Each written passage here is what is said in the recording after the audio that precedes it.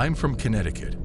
I was in a long-distance relationship with a girl from Georgia and would often make road trips down to visit her. I don't really mind. I love road trips.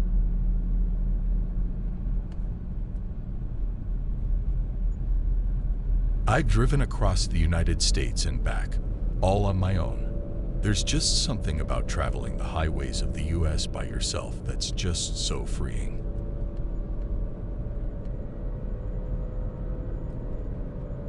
To save money, I would sleep in my car. It's not so bad. It's basically camping in a metal tent. Makes you feel like you're really roughing it.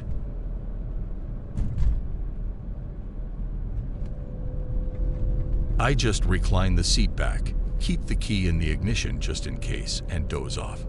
No, I don't put anything up to block the windows for privacy. Maybe I should have.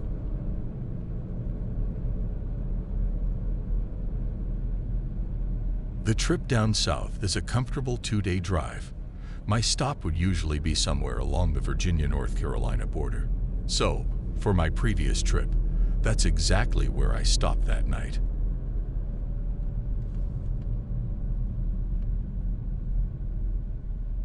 Rest stops were often less trafficked and thus quieter than truck stops.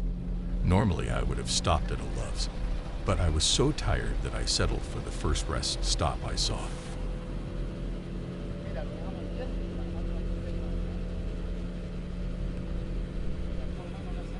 It was oddly vacant that night, with only a couple lone cars sitting forlorn under the amber street lamps, most likely travelers with the same idea as myself.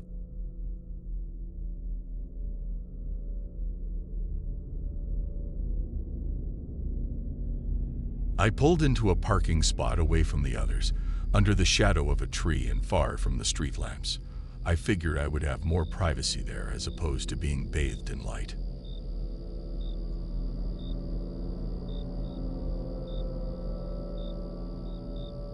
So I did my usual thing, locked my doors, opened the window just a hair for ventilation, kept my key in, reclined the seat, and went to sleep. I was never interrupted on any of these car camping nights, so I never suspected anything on this one.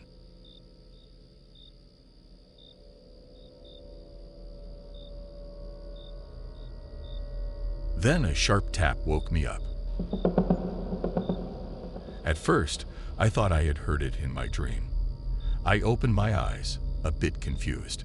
Since I was leaned back, I was facing the ceiling and couldn't see anything.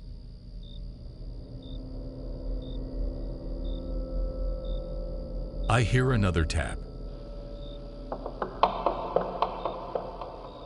Like a tiny object hitting a hard surface.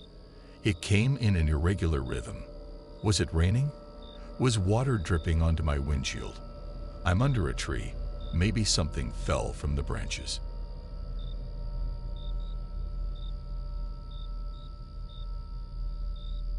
Maybe a squirrel or a bird was dropped something. What if a squirrel was climbing around my car? Or what if it wasn't an animal?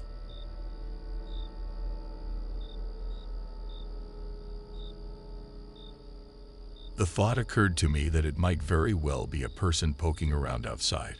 What did they want? Were the doors locked? Yes.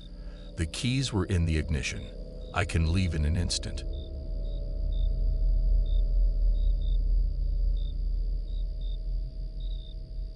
Still, I lay there, completely still, pretending to be asleep, pretending I hadn't heard anything, hoping whoever it was, they would leave me alone.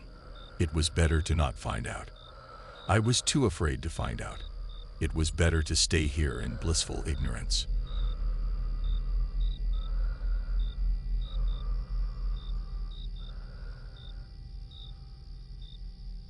Still, the tapping continued. I had to do something. There was no way I was just going to stay there. I had to look. My heart was pounding. In that moment, it was deafeningly loud. Whoever was out there could probably hear it.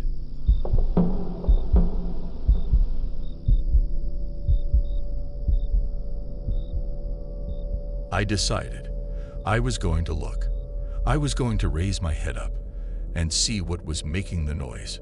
So that's what I did.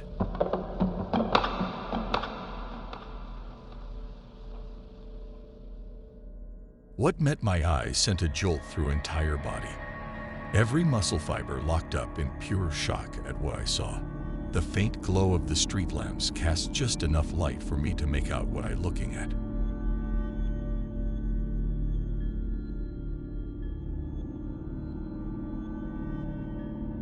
There in the windshield, staring directly at me, was a face.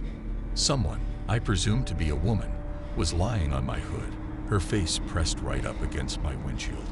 Her face was completely still, locked in a permanent grin.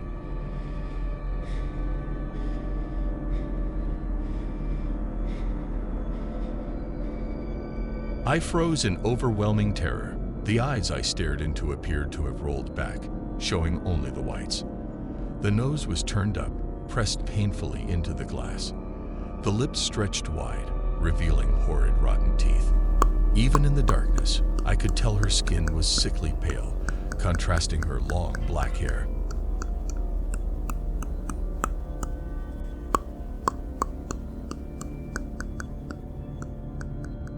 Whoever this was, she was clearly not in her right mind.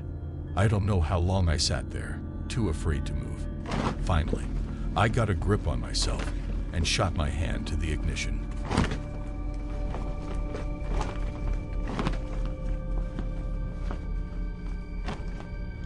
It turned over, making, in that instant, the most beautiful sound I ever heard. For a split second, I was afraid I might be caught in a horror movie scenario, the one where the car won't crank as the killer approaches.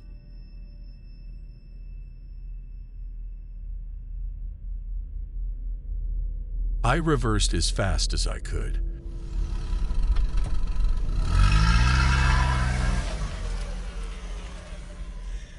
Trying not to give this creeper time to try anything.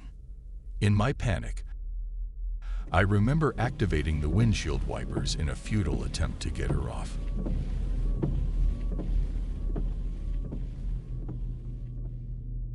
I thought, was I about to drive out of here with some wacko holding onto my hood?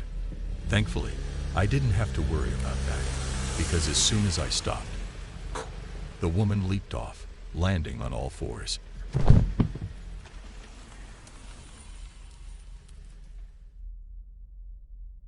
Seeing my opportunity, I shifted into drive and gunned it, right as I saw her reaching for the driver's side door. With my foot on the gas, I sped out of the parking lot.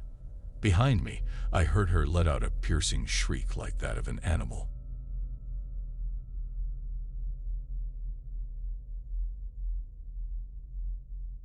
I looked in my rearview mirror, and for a split second I thought I saw her chasing me, running on all fours, her black hair swinging wildly around her.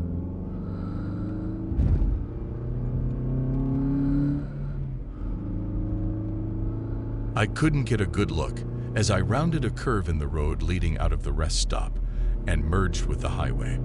There, I picked up speed and drove through the night. I did not dare stop again until I saw the